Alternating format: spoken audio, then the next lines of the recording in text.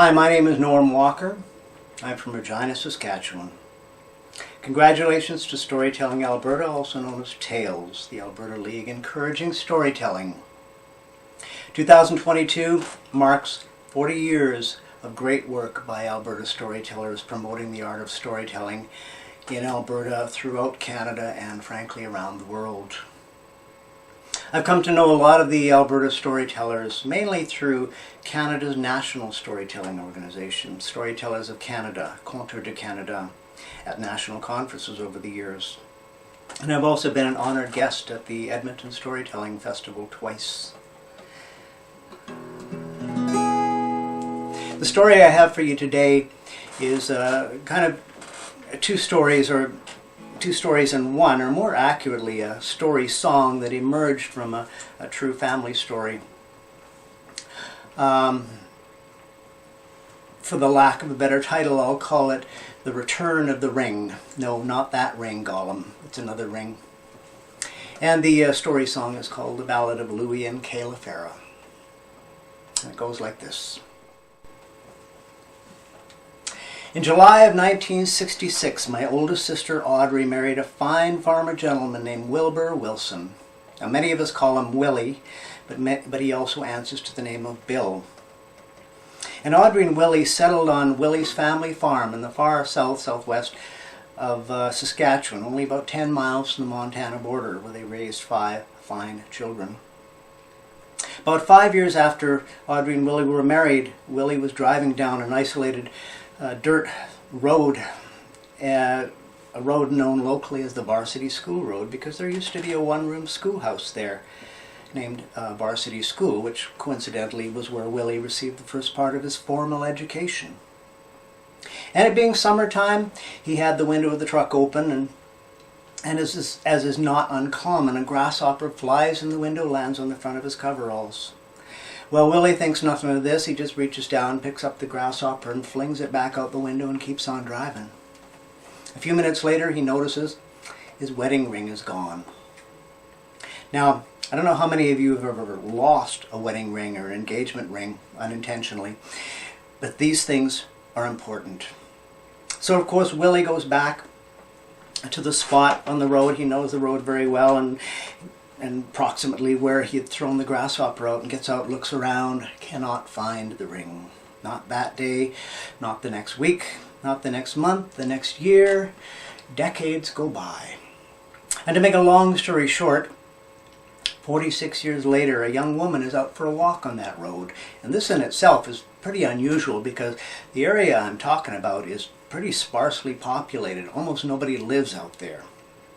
But nevertheless, this young woman named Carly was out for a walk, and she spots a little piece of metal in the dirt and picks it up and cleans it off and finds it's a wedding ring. And she asked her grandma, and to make a long story short, in a relatively short period of time, that ring found its way back onto Willie's hand. Now, if this story sounds a little bit familiar, it probably be because the media in Canada picked up the story and kind of made it famous from coast to coast for 2 or 3 weeks. First, it was a local CBC radio noon program. I think aired the first story, and that got taken over to the local news, and that found its way to national news and on to As It Happens on CBC radio, and another news network, CTV, Canadian Television Network, picked it up and made a little video of the whole project. So I'll tell you a little bit more about those later. And I remember a few weeks after the finding of the ring, Willie was telling me the story of having lost and eventually got his ring back. And I remember him telling me the story, and when he's finished the story, he leans over and says, "Norm, do you think there's a song in there?" And I said, "Well, maybe, let me think about it." And I thought about it, and I decided if I was going to tell this story in the form of a song, it probably should be from the perspective of a grasshopper. And doing a little bit of internet research, I found that the Latin suborder classification name of the group of the insects that includes grasshoppers is called Kayla. And I thought, Kayla, that sounds like a woman's name.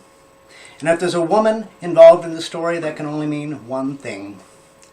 That's right, that's Kayla Fair with a capital C that rhymes with T, that stands for, that's right, Kathy Jessup, Trouble, right here in River City.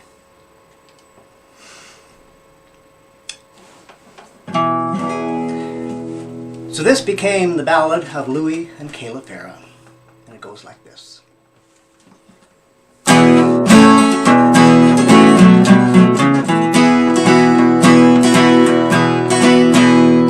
Louis was around her, grasshopper heart and dangerous desperado, his kite and coat was green.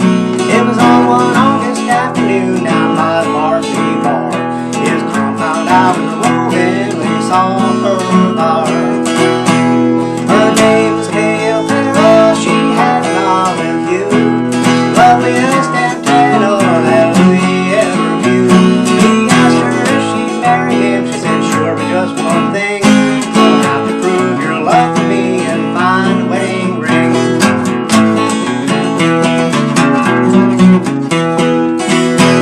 He said, Kayla Fair, my love for you is true. And although I am an outlaw, there's dangerous things I do. Just wait for me at sunset, I'm sure if I'm allowed, I'll give you a wedding ring to make you proud.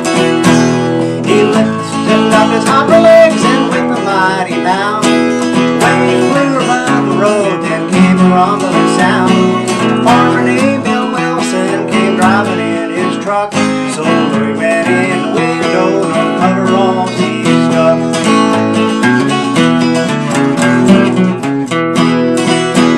Well, Bill saw Louis clinging to dirty coverall there, took the left hand off the steering wheel and reached for Louis there. Well, Bill he grabbed for Louis, but Louis grabbed the brake, and they both went out the window with a left hand fling. That wedding band was bigger than Louis was by far. Was no small accomplishment to carry it back to the bar, but to his disappointment at sunset rendezvous, Kayla Fair had parted with another hopper Jew.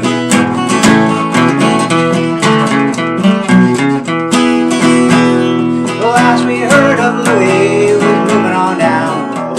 His hopper heart was broken before a heavy load that ring became his tombstone when came his time. He sat a sorrowful monument to a life of crime.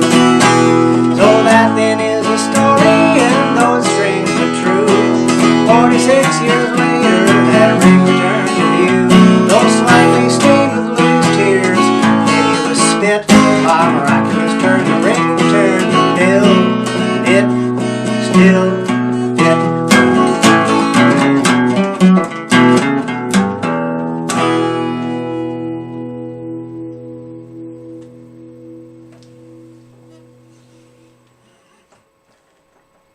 Now, as a final footnote to the story, if you're interested in knowing a few more of the details of the main part of the story, you'll find a fair bit of that is still on the internet. All you have to do is Google something like Saskatchewan farmer finds his long lost wedding ring, and you'll probably find a number of hits on that. And particularly look for two of them.